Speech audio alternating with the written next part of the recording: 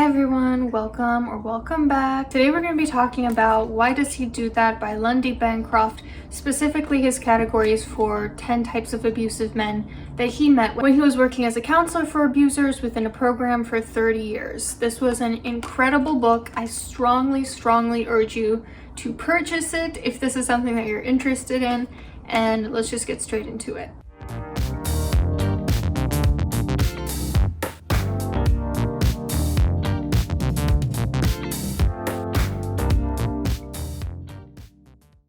Hi everybody, before we get started with today's video, I want to talk about a fundraiser that will be associated with this video, and that is for the hotline, which is a really large domestic violence hotline. You can call, chat, or text them 24/7. They have resources for identifying abuse, understand relationship abuse, the warning signs of abuse, power and control, why people abuse in cultural context. They help people make safety plans, and they make it accessible for other people to help those who are in domestically violent relationships. I think they do really great work. If this is a topic that is important to you, I strongly encourage you to donate. Even just a little bit goes a really long way. And obviously it's super important for people who are in these situations to have resources such as a hotline crisis. I've heard some horror stories from people who have called crisis hotlines in the past where people hung up on them, or they felt they were just trying to get them off the line and were not being validated or helped whatsoever. And so I think it's super important to have hotlines that are the opposite of that help people get connected with resources, help them build themselves up to realize that they're better than those kinds of relationships. And so if this is something that you have the means to donate to, it would really mean a lot. As always, who cares what it means to me? What it means to you is what is ultimately important. So this is something that is important to you. You do feel like, you know what, I have like some spare money, even just like $10 that I won't spend on coffee this month. I would really appreciate that, and I feel like the people who would benefit from it would definitely appreciate that. So I just wanted to say that. Let's get back to the video. So when Mr. Bancroft talks about the types of abusive men, he talks about how these types are sort of like facets of a crystal. So I think I have a crystal right here actually. So you see how it's very multifaceted. It has a bunch of different sides to it, and depending on how you hold it, the angle, the lighting, a different side is facing you and shining at you and looking at you. And so abusive men are kind of the same. They often have different facets, different types of being abusive that show up in different situations. Like he says, think of these profiles not as different men, but as the varying faces of one man. And he also mentions, remember, this doesn't mean that the abuser is like one of these categories all the time. Obviously, there are many times when the abuser can be perfectly nice or even sweet and kind and friendly and all that good stuff. No one is 100% bad all the time. So if you're trying to think about a situation where someone was abusive to you and you're thinking, oh, well, you know, yeah, that sounds like him, but not all the time. Remember, it doesn't have to be all the time. It's not realistic to expect someone to be abusive all the time. Number one is what he calls the demand man, which I sort of view as particularly characterized by entitlement and selfishness. He expects his partner's life to revolve around meeting his needs and is angry and blaming if anything gets in the way. Criticizes her frequently, usually about things that he thinks she shouldn't have done. He has very little reciprocity. It's all about I take rather than I ever give back. He constantly feels like his partner owes him, but when he does give a little from something, he really exaggerates and overvalues it. Like, let's say that he took out the dishes like you asked him to, he wouldn't remind you about that for the next 3 weeks. He seems to keep a mental list of any favors or kindnesses he ever does and expects each one paid back at a heavy interest rate. Sounds a little bit like emotional blackmail. When he doesn't get what he feels he deserves or is entitled to, he punishes the other person. When he is generous or supportive, it's because he feels like it or he wants something from you, not because he actually treats you as a human being. So it's something that is quite unpredictable when he's going to actually be kind to you. If your needs ever are in contradiction with his needs, he gets furious and he expects you to be the one that is self-sacrificial in that situation. He might say things like, I'm not your servant, if you ask him to contribute to household chores, or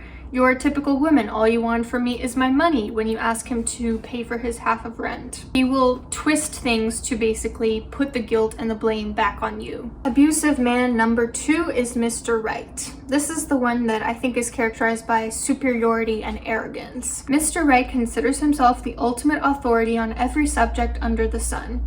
He speaks with absolute certainty, brushing your opinions aside like annoying gnats. He sees the world as a huge classroom. He is the teacher, the professor, the one who is meant to be revered, and he doesn't really care about hearing what your thoughts are. He has difficulty speaking to his partner without a ring of condescension in his voice. He ridicules and discredits her perspective.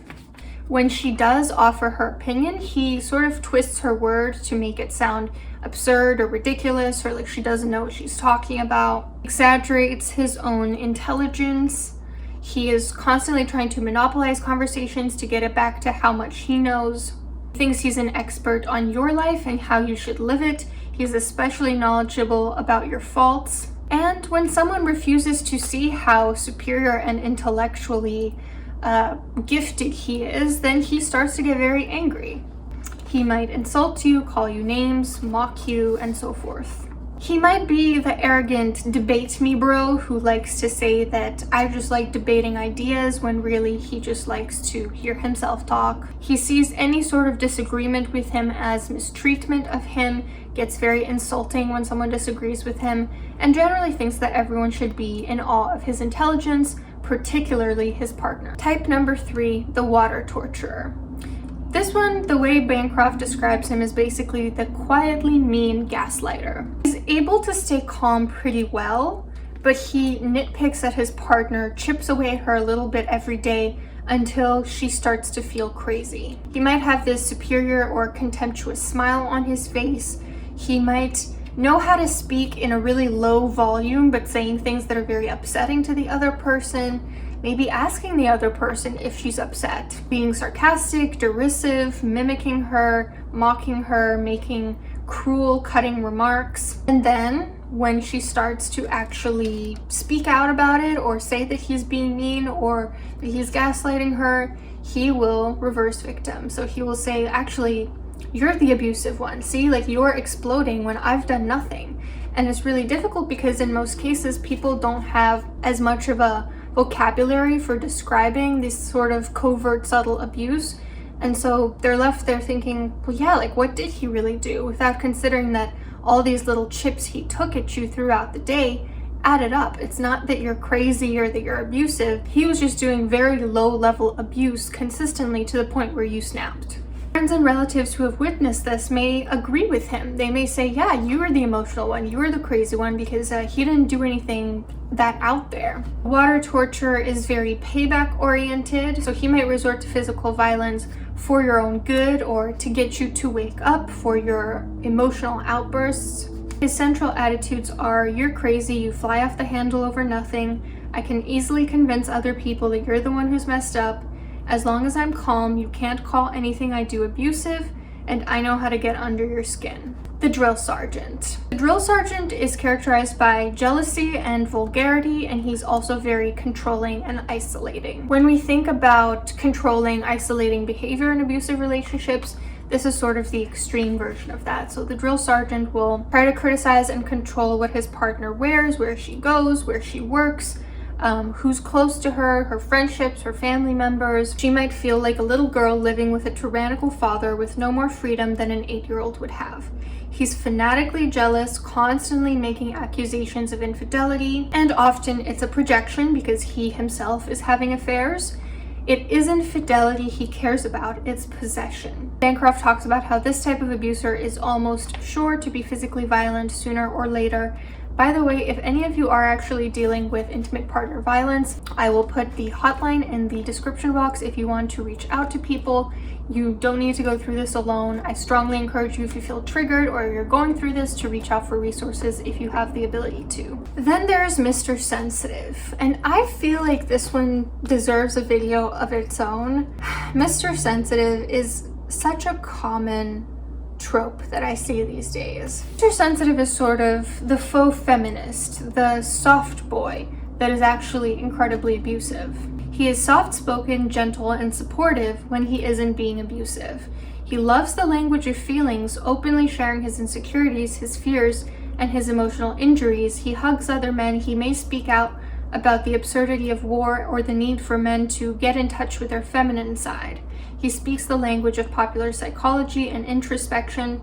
He presents himself to women as an ally in the struggle against sex role limitations. Basically, he's pretending to be an ally to women. He knows all the lingo, he has it down, he can psychoanalyze himself or other people, and yet he somehow seems to be mistreating you. He complains that other people are always hurting his feelings. So even though he acknowledges that he's in a position of privilege, at the same time, anytime someone brings up a concern, he's the one that plays the victim. He might speak about the negative emotional reaction he has to being held accountable for something in a time when it's not appropriate, in a time when actually he should be thinking about how to apologize and how to move on from that fact, not to be playing the victim. So for example, if one day you're having a really bad day and you say something maybe worded a little harshly and you immediately apologize, he's the type of person that won't let it go and will not forget it and will say, "Oh my God, how could you do this to me? You mistreat me," lamenting that constantly. When your feelings are hurt, on the other hand, he will insist on brushing over it quickly. So he might use psychology language to help you regulate your emotions or to basically invalidate if you don't immediately get over it. With the passing of time, he increasingly casts the blame onto you for anything he is dissatisfied with in his own life. Your burden of guilt keeps growing. And he starts to exhibit a mean side, a cutting side, a slightly derisive side that could become threatening or intimidating. And after the fact, he may present this faux sense of introspection and accountability where he's able to identify what he did and acknowledge that he was feeling angry or the emotions underneath his anger, but he will never call it abuse. Central attitudes of Mr. Sensitive are, "I'm against macho men, so I can't be abusive. As long as I use a lot of psychobabble, no one is going to believe that I'm mistreating you. I can control you by analyzing how your mind and emotions work and what your issues are from childhood. Nothing in the world is more important than my feelings. Women should be grateful to me for not being like those other men." The player. This one is basically the philanderer, the F-boy that we call them in modern times. You know, this is interesting because when I was doing my dissertation on hookup culture, I came to the conclusion that this type of player isn't just mistreating women, it's actual abuse. And it's abuse that's happening often on a very wide scale. And this section was really able to clarify to me why that is. So Bancroft talks about how the player is usually good looking, usually a good lover, seems to be very flirty, seems to have a wandering eye. Rumors may start to spark about his connection with other women. He may become commitment phobic. He may suddenly not want to be with you or not want to be exclusive. He might say, "I'm just not ready, I'm not at that point in my life." He's able to make each woman feel special and angry towards all the other women in his life. So instead of blaming him, they're blaming each other.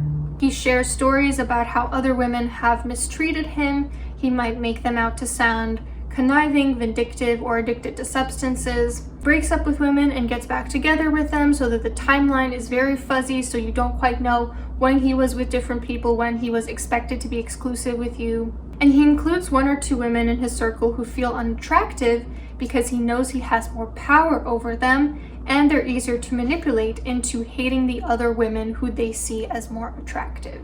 This was fascinating. Even if he's not technically cheating, it can drive you mad to think about the possibility that he is, or just not knowing whether he is or not knowing if you can trust him. And you may end up isolated from other women who were previously supportive to you because he's starting to turn all these women against each other. If he is caught in the act or called out for his behavior and his infidelity, he may become very abusive. Or he might just start to neglect his partner and just not show up anymore. Here's the key piece. He is incapable of taking women seriously as human beings rather than as playthings. He is simply objectifying and dehumanizing women.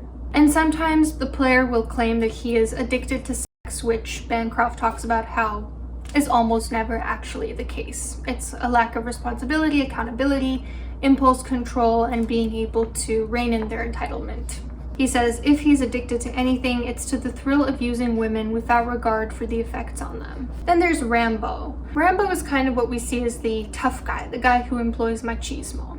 He likes to scare people, he likes to threaten people, he likes to see himself as a tough guy in different situations. He may make a woman feel safe and protected in the beginning, but of course, if she feels protected by his aggression, she will probably at some point also feel unsafe due to his aggression. We touched on this topic when I was talking about women who fall for criminals, criminals of violent crimes. He lacks respect for women, and this disrespect combined with his general violent tendencies mean that it is only a matter of time before he will be the one you need protection from. And Bancroft also talks about how there's a difference between being a true tough guy who likes to protect other women, who is macho, and being a guy that uses that as an excuse to abuse people. You know, a guy can be masculine, can be aggressive in a normal sense in that he likes to play rough sports, lift weights, hunt, other stereotypically masculine things, but that doesn't mean he's abusive. The Rambo type of abuser is the guy that uses that as justification or excuse for actually genuinely abusing the women in his life. His central attitudes include homophobia, the belief that compassion and conflict resolution are bad, strength and aggressiveness are good. Femininity is inferior, and also femininity is associated with homosexuality. Women are here to serve men and be protected by them, so we see kind of a combination between hostile and benevolent sexism. Men need to keep their women in line, and you are a thing that belongs to me, akin to a trophy. Then there is the victim. This one is what a lot of people refer to online these days as vulnerable narcissism, also what is known as DARVO, deny, attack, reverse victim, offend. Basically when someone who is the abuser accuses the victim of abusing them, and in that way gets the victim to not be believed, to experience a great deal of guilt and shaming by the people around them.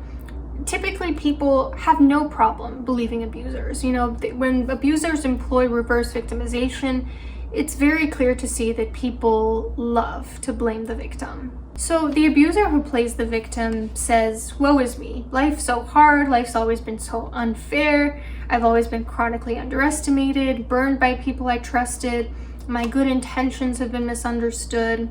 He might tell these really heartbreaking stories about all the ways that his previous partners or his mom or other people in his life have harmed him. He may maneuver his new partner into hating his ex-partner by enlisting her in a campaign of harassment, rumor spreading, battling for custody, dragging her through the mud through all these different court proceedings. Bancroft says there are some key differences between a man being formerly victimized by his partner and pretending to.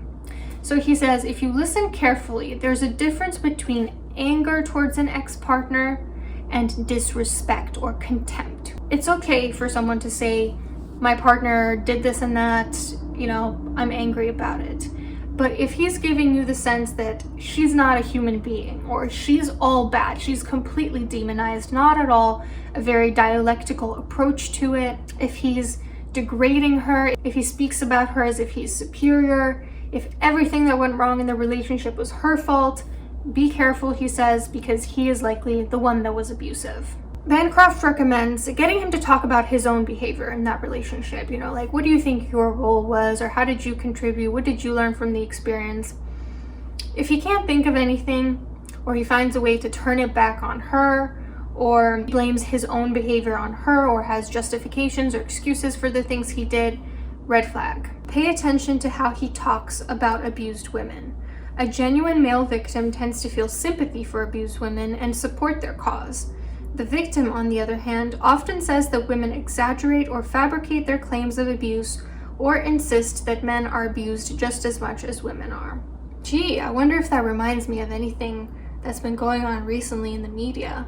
So the victim often adopts the language of abuse victims. He's highly self-centered in relationships, constantly bringing up how victimized he is. Everyone is always wronging him. He's always blameless. He may express some sort of men's rights activist rhetoric where It turns out he thinks actually men are actually the victims of women in society as a whole, you know, not just him individually, but like all men are the victims of women. This is a startling distortion given which gender actually dominates almost all legislatures, police departments, judgeships, businesses, and so on ad nauseum. When I point out this reality to the victim, he describes a kind of paranoid fantasy in which women are behind the scenes secretly pulling the strings, largely by getting men to feel sorry for them. His capacity for turning things into their opposites in this way is a central cause of his abusiveness. So basically, he may make you feel guilty for the things he's gone through. You may not want to abandon him because of how tough life has been on him, or you may worry that he can't take care of himself or he'll do something to hurt himself. The central attitudes are, everybody has done me wrong, especially the women I've been involved with. Poor me.